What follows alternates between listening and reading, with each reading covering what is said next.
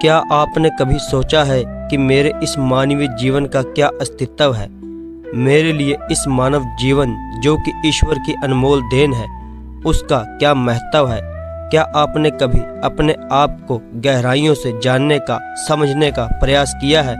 मानवीय तौर पर कहा जाए तो हम इस जीवन को सिर्फ अपनी ज़रूरतों को पूरा करते करते व्यतीत कर देते हैं। एक मनुष्य के लिए उसकी ज़रूरत क्या है? रोटी, कपड़ा और मकान, यही नहीं पर यह असल सत्य है। हर मनुष्य का जन्म इस धरती पर एक विशेष कारण से होता है, जिसे हम धीरे धीरे समय के साथ समझते चले जाते हैं। कई लोग अपने इस मानवीय जीवन के सत्य को समझ नहीं पाते, क्योंकि वे हमेशा नकारात्मक सोच ही रखते हैं। यही अंतर है नकारात्मक और सकारात्मक सोच में। जहाँ नकारात्मक सोच हमारे लिए समस्याएं पैदा करती है, वहीं सकारात्मक सोच हमारे लिए नए अवसर लाती है। आइए हम जीवन के इस सत्य को एक कहानी द्वारा समझने की कोशिश करते हैं। साथ संगत जी, बड़े प्रेम से कहना धन निरंकार जी। आप सतगुरु माता जी की कृपा से स्वस्थ होंगे और तंदुरुस्त होंगे। तो जो आज के विचार हैं वह प्रेरणादायक और जिनका एक मात्र उद्देश्य है आपके जीवन में आत्मिक सकारात्मक जीवन में आनंद हो। हमारे चैनल पर रोज शाम को 7 बजे वीडियो अपलोड होता है। आपसे विनती है आप चैनल को सब्सक्राइब करें और इन विचारों को अपने जीवन में ढालें।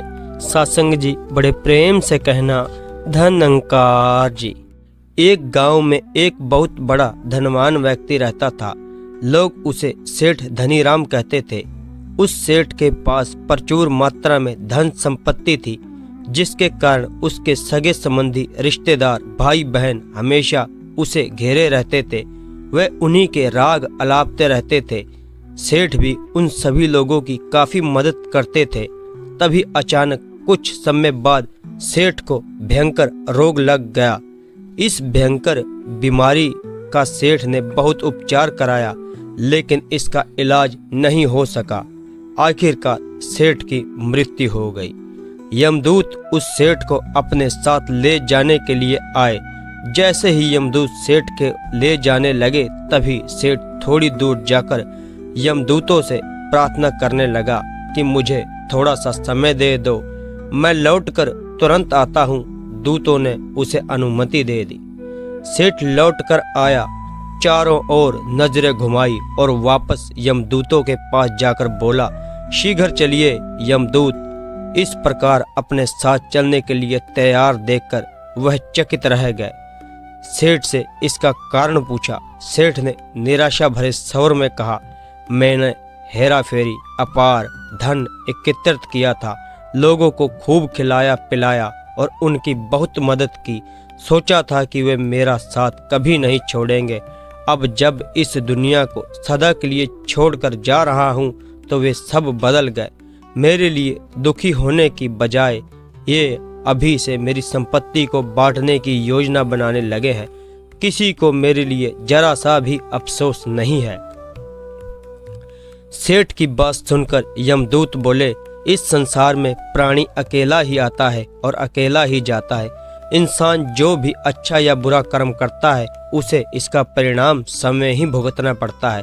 हर प्राणी इस सत्य को समझता है, पर देर से। इस कहानी की सीख तो सत्संग जी, हम इस बात को अपने जीवन में भी देख रहे हैं। लोग जीवन के सत्य को भूलकर मानव द्वारा बनाए गए जाल जैसे लालच, रुपए, पैसा, बुराई आदि तले दब गए। आप जो भोजन ग्रहण करते हैं वे पेट में 4 घंटे रहता है, जो वस्त्र पहनते हैं वे 4 महीने रहता है, लेकिन जो ज्ञान आप हासिल करते हैं वह आपके अंतिम समय तक साथ रहता है और संस्कार बनकर आपकी अगली पीढ़ी तक पहुंचता है। ज्ञान का बीज कभी व्यर्थ नहीं जाता। तो सत्संग जी, इस कहानी से हमें बहुत ही सीखने को मिला। हम जैसा करेंगे वैसा ही हमें फल मिलेगा।